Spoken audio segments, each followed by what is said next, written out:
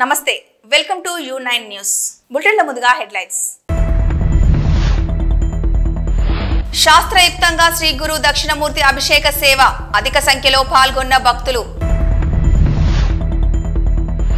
నేడు జాతిపిత మహాత్మా గాంధీ వర్ధంతి బాపుఘాట్ వద్ద గాంధీ విగ్రహానికి నివాళులు అర్పించిన గవర్నర్ జిష్ణుదేవ్ వర్మ మరియు ముఖ్యమంత్రి రేవంత్ రెడ్డి ఏపీ నూతన డీజీపీగా హరీష్ కుమార్ గుప్తా ద్వారకా తిరుమలరావు స్థానంలో బాధ్యతలను చేపట్టిన హరీష్ కుమార్ గుప్తా ఉపాధి హామీ పనుల్లో ప్రమాదం తల్లి కూతురు మృతి శ్రీకాళహస్తిలో శ్రీ గురు దక్షిణమూర్తి అభిషేకం వేదోయుక్తంగా నిర్వహించారు. శ్రీకాళహస్తి ఆలయంలో గురువారం గురు దక్షిణామూర్తికి వేద మంత్రోచ్చరణల నడుమ అభిషేకాలు నిర్వహించారు. అనంతరం స్వామివారికి వివిధ రకాల పుష్పాలు బంగారు ఆభరణాలతో దివ్య అలంకారాలు చేశారు. అనంతరం ధూపదీప నైవేద్యాలు నివేదించి పూర్ణ హారతులు సమర్పించారు. ఈ అభిషేక సేవలో విశేష సంఖ్యలో భక్తులు పాల్గొన్నారు. పూజాం కరిష్యే తదంగ కలశారాః ఓం లంబోదరాయ నమః ఓం వికటాయ నమః ఓం విఘ్నరాజాయ నమః ఓం స్వః వర్ణమావాహయామి ఓం భూర్భువస్వాహ వర్ణమావా ఏకదా బ్రహ్మణ ఉపహరతి ఏకదేవ యజమాన ఆయుస్తేజో దధాతి నమః పార్వతీ పతయే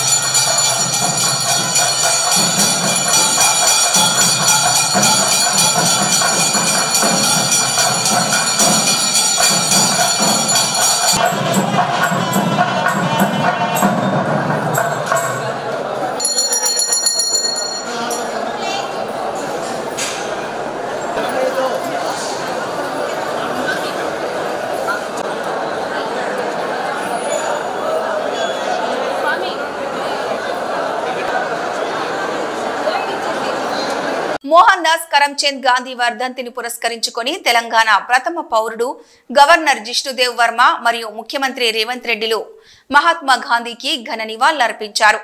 హైదరాబాద్ లోని లంగర్ హౌస్ బాపు ఘాట్ వద్ద గాంధీ విగ్రహానికి నివాళులర్పించారు.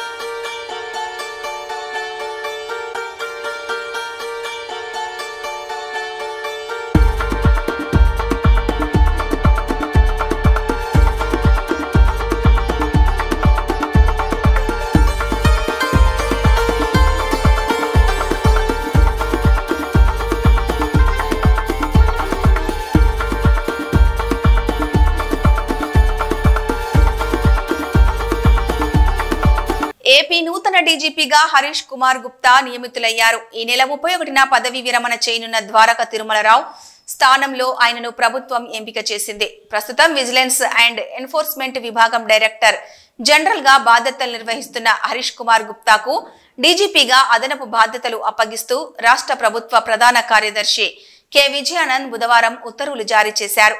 సార్వత్రిక ఎన్నికల సమయంలో కేంద్ర ఎన్నికల కమిషన్ అప్పటి డీజీపీ కెవి రాజేంద్రనాథ్ రెడ్డిని తప్పించి హరీష్ కుమార్ గుప్తాను ఎంపిక చేసింది. దీంతో ఆయన కొన్ని రోజుల పాటు డీజీపీగా బాధ్యతలు నిర్వహించారు. ఉపాధి హామీ పనుల్లో ప్రమాదం జరిగి తల్లి కూతురు మృతి చెందిన ఘటన సిద్దిపేట జిల్లా ఉస్నాబాద్ మండలం గోవర్ధనగిరి గ్రామంలో చోటు చేసుకుంది. గోవర్ధనగిరి గుట్ట మీద ఉపాధి హామీ పని చేస్తుండగా బండరాళ్ల మీద పడి తల్లి కూతురు మృతి చెందారు. 5గురికి తీవ్ర గాయాలు కాగా వారిని ఆసుపత్రికి తరలించారు.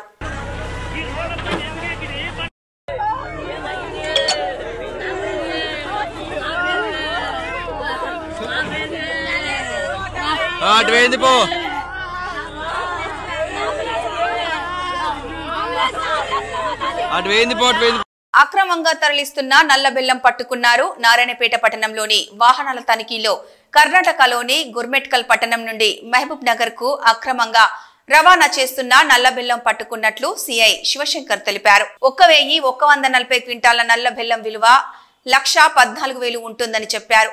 నల్లబెల్లం వాహనాన్ని సీజ్ చేసి బెల్లం విక్రయించిన హనుమాన్ నాయక్, రవాణా చేస్తున్న రాజు, కిరణ్లపై కేసు నమోదు చేసి దర్యాప్తు చేస్తున్నామని తెలిపారు పోలీసులు.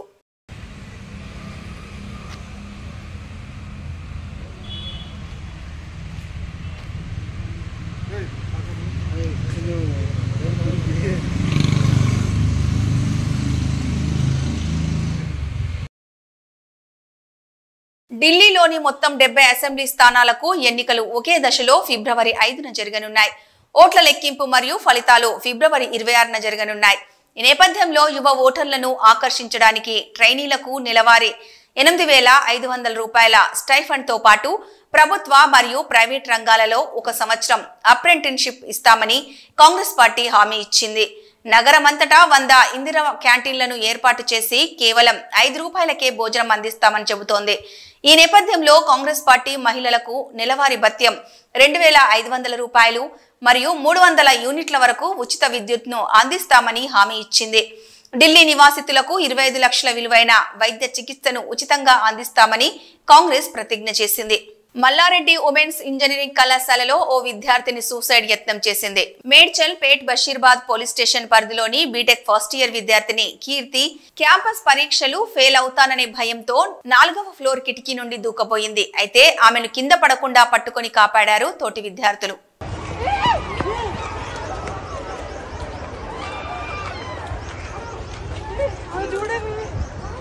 మంత్రుల నివాస ప్రాంగణంలో మంత్రి పొన్నం ప్రభాకర్ అధికారిక నివాసంలో మహాత్మా గాంధీ వర్ధంతి సందర్భంగా నివాళులు అర్పించారు. మంత్రి పొన్నం ప్రభాకర్, ఆయనతో పాటుగా శ్రీధర్ బాబు, పిసిసి చీఫ్ మహేష్ కుమార్ గౌడ్, ముఖ్యమంత్రి సలహాదారు వేం నరేందర్ రెడ్డి, రాజ్యసభ సభ్యులు అనిల్ కుమార్ యాదవ్, ఎమ్మెల్యేలు, ఎమ్మెల్సీలు, కాంగ్రెస్ నాయకులు మొదలగు వారున్నారు. రాష్ట్రంలో అత్యంత అవినీతిపరుడైన జగన్ మోహన్ రెడ్డి అని 31 క్రిమినల్ కేసులతో పాటు లక్షల కోట్లు దోచేసిన వ్యక్తిగా జగన్ ఉన్నాడని విమర్శించారు. శాసన మండలి చీఫ్ విప్ పంచమూర్తి అనురాధ, అత్యంత అవినీతిపరుడుగా జగన్ ముద్ర పడితే ఆయనకు ఏమాత్రం తగ్గకుండా పెద్దిరెడ్డి రామచంద్రారెడ్డి గారి అవినీతి బయటకు వస్తున్నాయన్నారామె. మండల స్థాయి నుంచి జిల్లా స్థాయి, జిల్లా స్థాయి నుంచి రాష్ట్ర స్థాయి, రాష్ట్ర స్థాయిని మించి కేంద్ర స్థాయి వరకు తన అవినీతిని విస్తరించారని ఆరోపించారు అనురాధ. టెక్నాలజీ కొత్త పుంతలు తొక్కుతోంది. దొంగలకు కూడా కొత్త మార్గాలు వెతుకుతున్నారు. దొంగతనానికి వెళ్లేవారు తమను గుర్తించకుండా ఉండేందుకు కొత్త టెక్నిక్ ని ఉపయోగిస్తున్నారు. ఒక విధంగా పోలీసులకు ఛాలెంజ్ లాంటిదే ఇది. ఎన్నో క్లిష్టమైన కేసులను పరిష్కరించే పోలీసులు ఇలాంటి విపత్కర కేసులను ఎలా ఎదుర్కొంటారో కాలమే జవాబు చెప్పాలి. కేవలం ఇలా జరుగుతుందని సమాచారం మాత్రమే. ఇది ఎవరు అనుకరించవద్దని మనవి. आपको तो हो सकता है ऐसे लोग आपके सामने आ जाएं, तो अगर ये वीडियो आपने देख ली है तो और लोगों को भी दिखा दीजिए, जाके जागरूक हो जाएं, अपनी देखरेख करें, अपनी हिफाजत करें लोग. అమెరికాలోని వాషింగ్టన్ లో జరిగిన విమాన ప్రమాదంలో మృతుల సంఖ్య మరింత పెరుగుతోంది. ఈ ప్రమాదంలో ఇప్పటి వరకు 18 మంది మృతి చెందినట్లు అధికారులు వెల్లడించారు. రీగన్ నేషనల్ ఎయిర్పోర్ట్ లో ల్యాండింగ్ అవుతుండగా PSA ఎయిర్లైన్స్ కు చెందిన ప్రయాణికుల విమానం, సైనిక హెలికాప్టర్ పరస్పరం ఢీకొన్నాయి. దీంతో ఆ రెండు పక్కనే ఉన్న పోటోమాక్ నదిలో కూలిపోయాయి. ప్రమాద సమయంలో విమానంలో 64 మంది ప్రయాణికులు ఉన్నట్లు సమాచారం.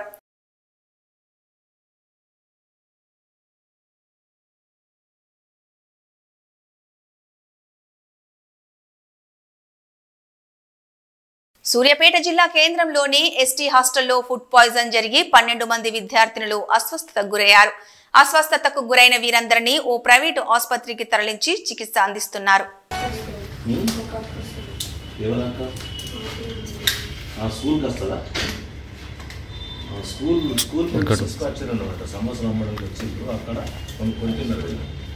మిగతా వాళ్ళకి అయింది ఎవరికన్నా మన మిగతా వాళ్ళ విషయం అంటే మన హాస్టల్ 5 ఇక బయట ఉన్న వాళ్ళ సంగతి మీకు తెలియదు. మరి ఎప్పుడు తిన్నారు మీరు?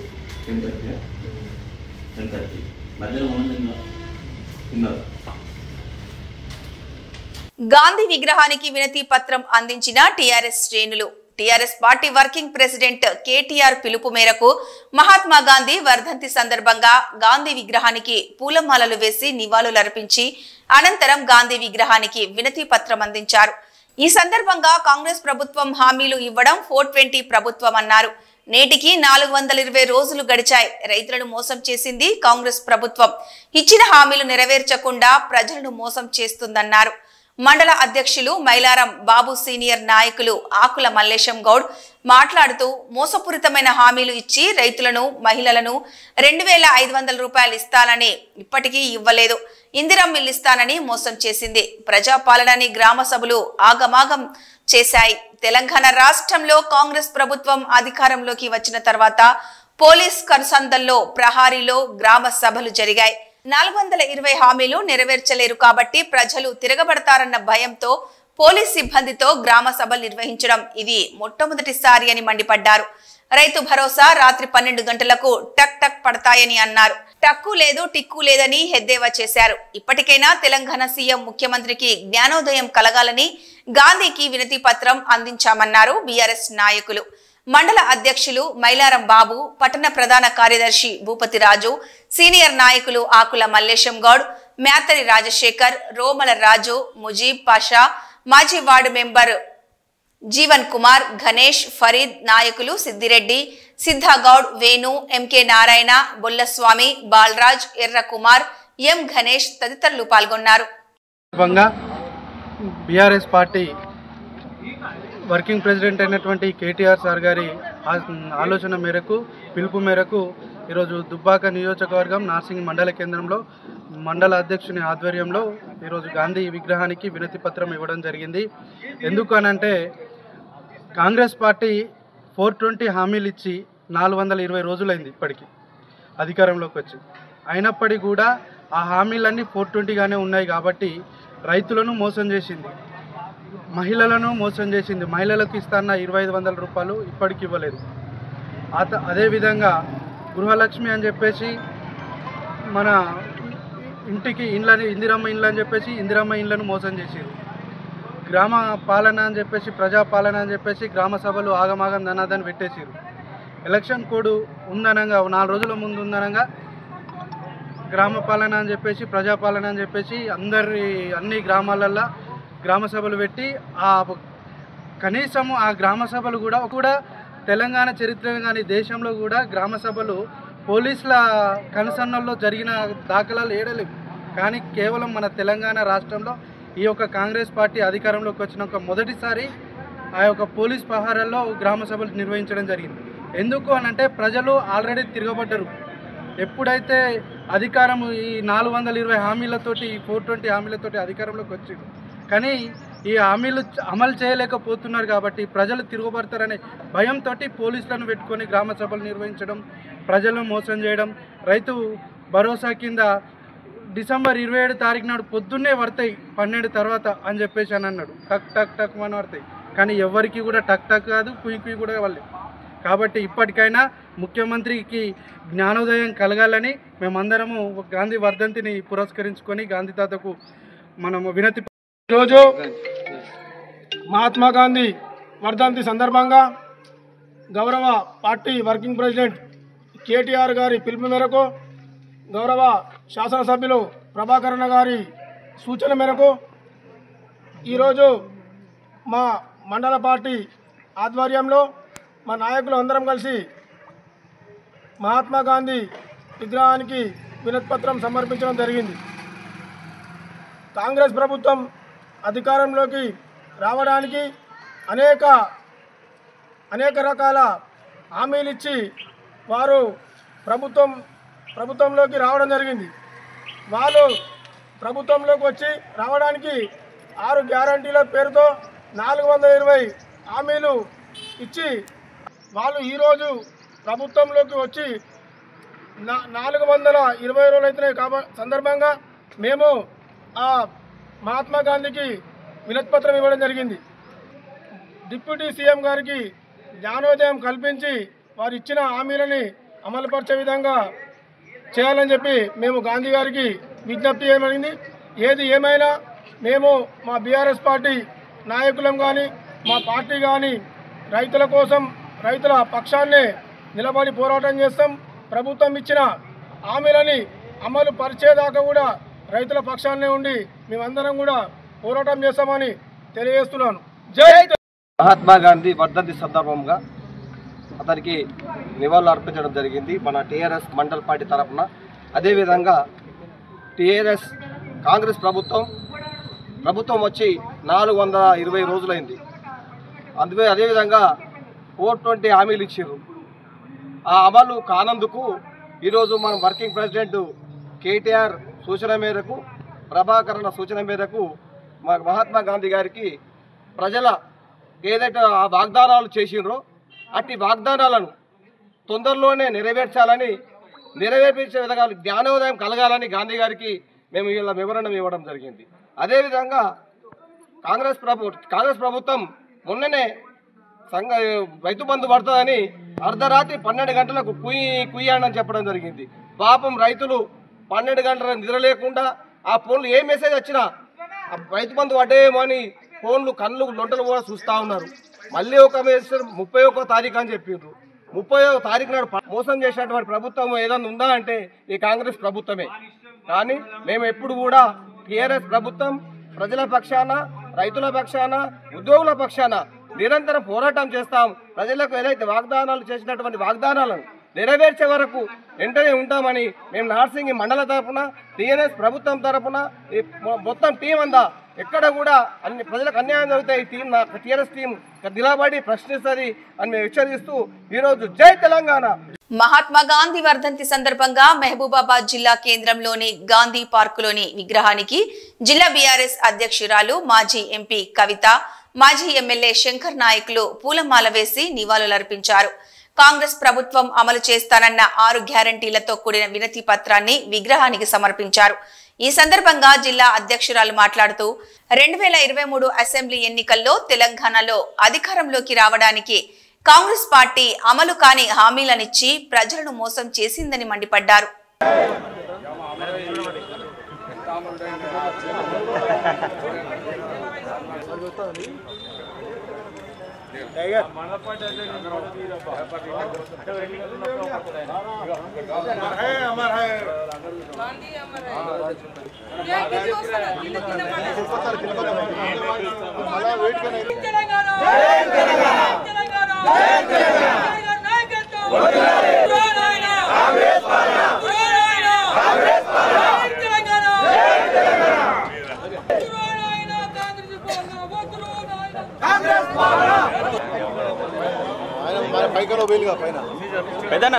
కేటీఆర్ గారి యొక్క పిలుపు మేరకు మండల హెడ్ క్వార్టర్లో జిల్లా వ్యాప్తంగా కూడా ఇవాళ 420 ఏదైతే కాంగ్రెస్ 420 420 హామీలు 420 హామీలు ఈ 420 కాంగ్రెస్ ప్రభుత్వం ఏదైతే ఎలక్షన్ల ముందు ఓట్లు వేయించుకొని ఇవాళ వాళ్ళు ప్రభుత్వం వచ్చిన తర్వాత ఏదైతే అబద్ధపు మాటలు చెప్పి ప్రజల్ని మోసం చేస్తూ ఉన్నారో దాని సందర్భంగా ఇవాళ శాంతియుతంగా కూడా గాంధీ గారి విగ్రహం దగ్గర యావత్ తెలంగాణ రాష్ట్రంలో అందులో భాగంగా మహబూబాద్ పట్టణంలో ఇవాళ మా కార్యకర్త ముఖ్య నాయకులు ప్రజల పక్షాన ఉండి కూడా ఇవాళ ఏదైతే ఈ దరఖాస్తుని వారికి విన్నవించుకున్నాం గాంధీ గారికి. ఎందుకంటే ప్రభుత్వంకి సోయలేదు కాబట్టి చెప్పిన హామీలు ఏదైతే రేవంత్ రెడ్డి గారే మొన్న రిపబ్లిక్ డే రోజు పొద్దున ఏం చెప్పిండ్రు, ఇవాళ రాత్రి రైతు బంధు డబ్బులు టింగున పడతాయని చెప్పి ముఖ్యమంత్రి చెప్పిండు. టింగ్ అని చెప్పి టక్కి అని చెప్పిండు. చెప్పినాక ఏం చేసిండ్రు, మళ్ళీ సాయంత్రం కాగానే మార్చి 31 వరకు పడతాయంట. అంటే వాళ్ళ మాటల మీదనే వాళ్ళకు సోయలేక అపరిచితుడులాగా అందులో ఎట్లయితే అపరిచితిలో హీరో ఏ విధంగా అయితే 2 రకాలుగా పొద్దున ఒక మాట గంట ఒక మాట మాట్లాడతారో ఇవాళ రేవంత్ రెడ్డి గారు కూడా అపరిచితుడులాగా ఇవాళ క్షణక్షణం మాటలు మారుస్తూ ప్రజల్ని మభ్య పెడుతూ ఉన్న ప్రభుత్వం ఇవాళ ఈ ముఖ్యమంత్రి రేవంత్ రెడ్డి గారు. ఒక పక్క అగ్రికల్చర్ మినిస్టర్ చూస్తే ఏమో తుమ్మల నాగేశ్వరరావు గారు ఏమంటున్నారు, ప్రజలందరూ కూడా రైతు బంధు వద్దంటున్నారు, అందరికీ బోనస్ ఇస్తే చాలు అంటున్నారు. అంటే రైతుల మధ్యనే సఖ్యత లేకుండా రైతుల మధ్య పుల్ల పెట్టుకుంటూ కూడా ఇవాళ వాళ్ళు చేసే ప్రతి కార్యక్రమం ఇవాళ అన్ని ఈ విధంగా ఉంది. ఇదే ఒకటే కాదు, ఇవాళ బోనస్ మీరు ఎలక్షన్స్లో రుణమాఫీ చేస్తామంటారు, ఇవాళ బోనస్ ఇస్తామంటారు, కూలీలకు డబ్బులు ఇస్తామంటారు.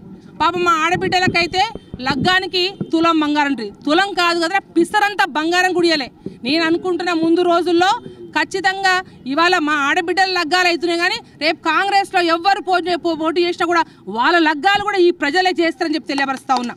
అన్ని రకాలుగా దగాకోరు కార్యక్రమం ఈ కాంగ్రెస్ ప్రభుత్వం చేస్తూ ఉంది. అందుకే మేము శాంతియుతంగా కూడా ఖచ్చితంగా కూడా ఎందుకంటే రేవంత్ రెడ్డి గారు కూడా చెప్తున్నాం, దావోస్ డొల్లా పనికిమాలని హైదరాబాద్లో జూబ్లీస్లో ఉండే మెగావాళ్ళు కావచ్చు, వీళ్ళు ఇక్కడే అన్ని అగ్రిమెంట్లు చేసుకోవచ్చు, కానీ ఏదో వేరే దేశాలకు టైంపాస్కి వాళ్ళు వెళ్ళి వాళ్ళు రాష్ట్ర ప్రభుత్వం యొక్క డబ్బులు వృధా చేస్తూ కూడా ఇవాళ అక్కడ అగ్రిమెంట్లు కానీ ఎవరు కూడా ప్రజలు నమ్మశక్యంగా లేదు. కేసీఆర్ గారు ఇచ్చిన ఉద్యోగాలనే మళ్ళీ వీళ్ళు ఎన్నో పెద్ద ఆర్భాటం చేసి ఎల్బీ స్టేడియంలో మేము ఉద్యోగాలు ఇచ్చిన చెప్పి డాబు కొట్టుకున్నారు. కానీ ఈ కాంగ్రెస్ పాలన వచ్చినాక అందుకే అంటున్నాం, మీ 420 హామీలు ఇవాటితో 420 రోజులు పూర్తయిన సందర్భంగా ఇవాళ గాంధీ గారికి వినతి పత్రిస్తున్నాం. తప్పకుండా మీరు ఇవన్నీ హామీ నెరవేర్చకపోతే మీ వీపు చింతపండు ఖచ్చితంగా ప్రజలందరూ చేస్తారని తెలియపరుస్తూ ఖచ్చితంగా రానున్న రోజుల్లో మీకు గుణపాఠం చెప్తారు. ఎక్కడ చూసినా ప్రజలందరూ కూడా బిక్కున అని చెప్పేసి ఇవాళ కాంగ్రెస్ పాలన నడుస్తూ ఉంది. ఖచ్చితంగా మేము ముందు రోజుల్లో మీకు గుణపాఠం చెప్తామని చెప్పి తెలియపరుస్తూ మరొక్కసారి గాంధీ గారికి ఇవాళ ఈ వర్ధంతి సందర్భంగా కూడా ప్రత్యేకంగా కూడా ఇవి దరఖాస్తు ఇస్తాం. ఇది అంతా కూడా గ్రామాలలో కావచ్చు, ఎక్కడెక్కడ గాంధీ విగ్రహాలను మన కార్యకర్తలందరూ మూకుముడిగా అక్కడ పోయి ఇవ్వాల్సి కోరుతా ఉన్నాం. ఇవి ఈ బులెటిన్ అప్డేట్స్.